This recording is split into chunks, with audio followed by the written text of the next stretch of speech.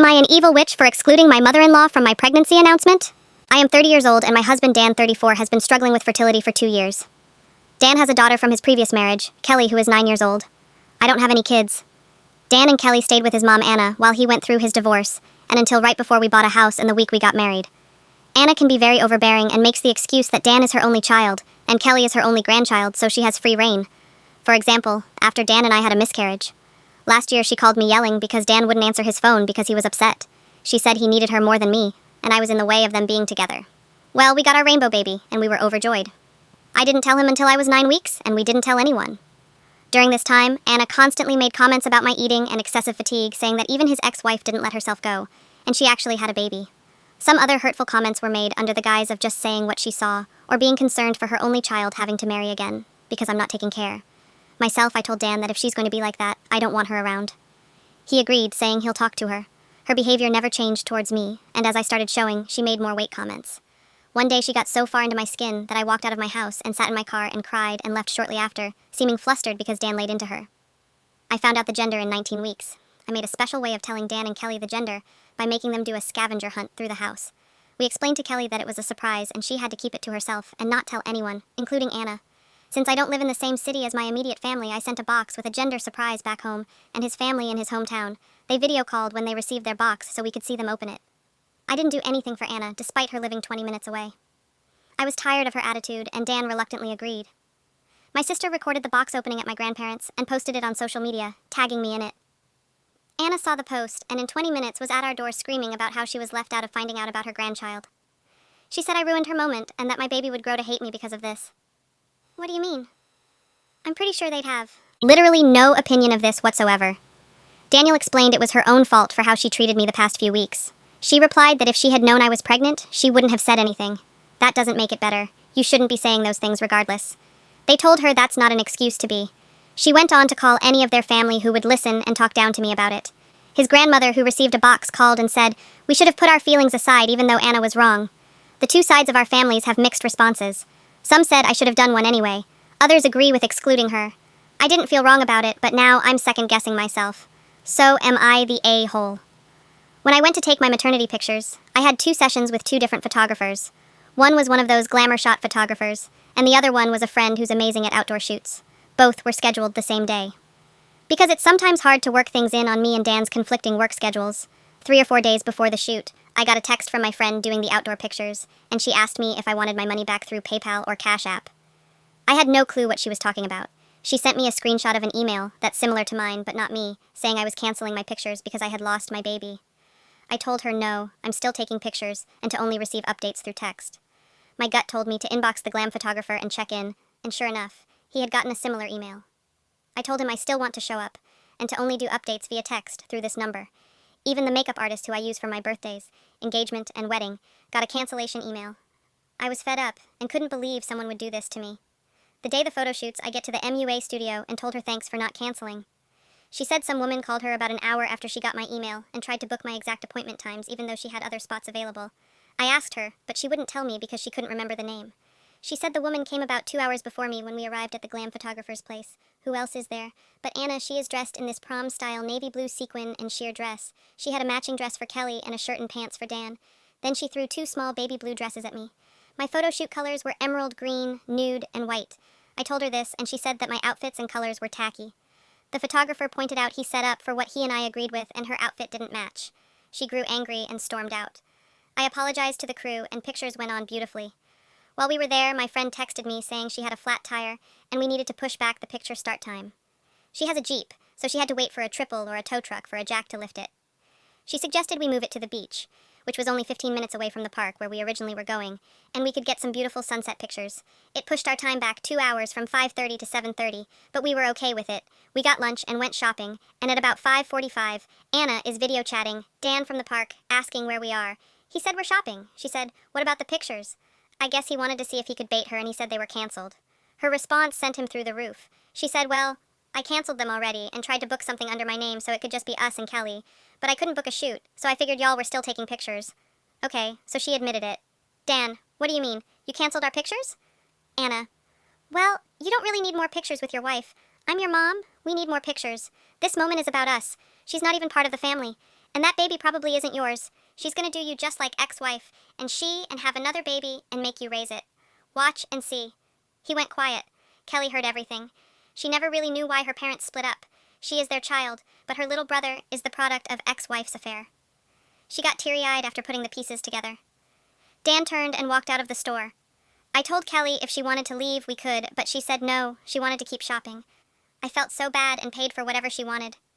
By the time we got to the car, Dan had calmed down. I don't know what happened, and I never asked. We shook it off long enough to take the second set of pictures and went home. Anna came over for the first time 2 weeks later. She tried chatting me up and volunteered to take over the baby shower.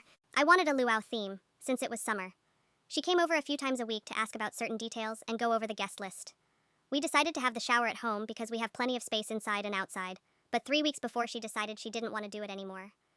Thankfully, my mom, his dad, and a few of our friends could step in and take over.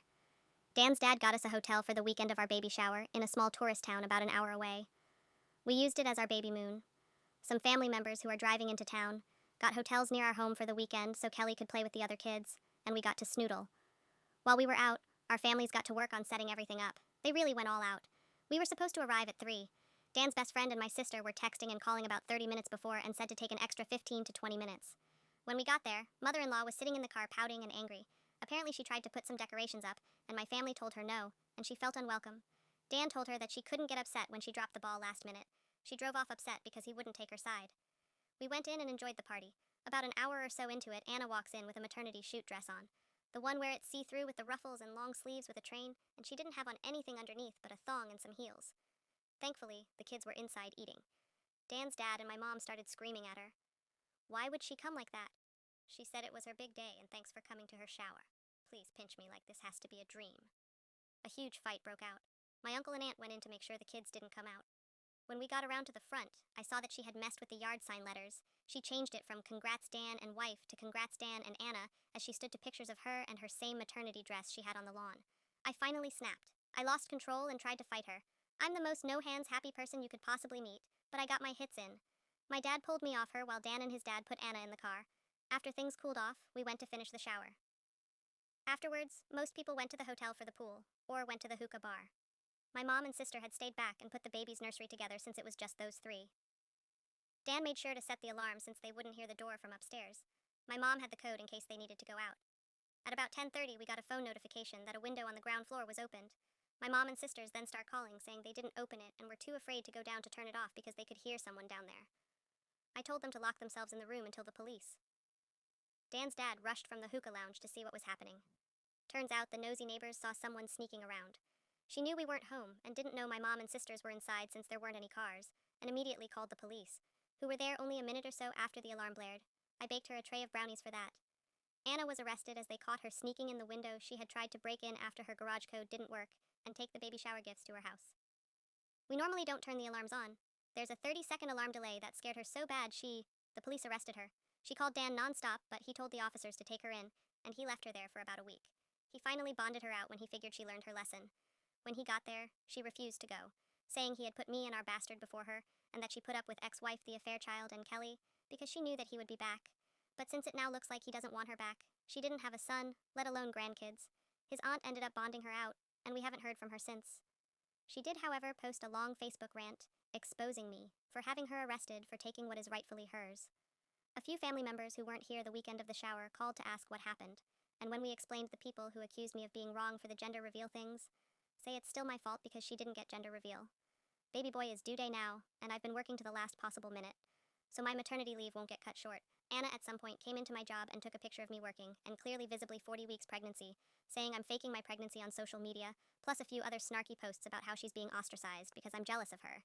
She tried to call CPS on me, saying I was doing things I'm not allowed to be doing while pregnant, and was assaulting Kelly, but they never went through with the investigation, saying it was dismissed after that. Dan told me she's not allowed to know the baby updates. He blocked her on his profile and mine on all of our phones and emails. We haven't had any contact with her, but other family members keep reaching out on her behalf. I feel like I caused this somehow, and I feel awful at how things ended with them. But at the same time, it's crazy that she's treating me like this. Hey, about the chaos of my mother-in-law and my pregnancy. My water broke Sunday, and I labored at home. Unfortunately, my doula caught the virus and couldn't attend my birth. We dropped Kay off at a family friend on Monday who's very anti-mother-in-law, so we knew our secret was safe. I gave birth to my baby boy at 2:21 p.m. and he brought a friend. Yes, I unknowingly carried twin boys to full term and naturally gave birth them. No complications on any side. Needless to say, we are overjoyed to have this blessing about 3 actors. After we cleaned up and in my room, I checked my phone to see lots of congratulations. We haven't told anyone, so we were blatantly confused. My sister video called and said she saw the post on mother-in-law's page. It said, "What a way God works. We prepared for one miracle, and God said it wasn't enough." My son and I welcomed 2 baby boys into the world. Say hello to Malachi Edward and Jeremiah Andrew. The post included video and pictures of me giving birth that could have only come from my husband's phones, since he and staff member took them. You literally see my lady parts with the baby coming out. I feel so disgusted. Also, those are the babies' names. We hadn't decided on the babies' names, let alone 2 babies. I cried. Years of putting up with this came crashing down, and I lost control. Hubby left after a while. When I calmed down, he kissed me and said, "Get some rest." Turns out he already filed a restraining order against her.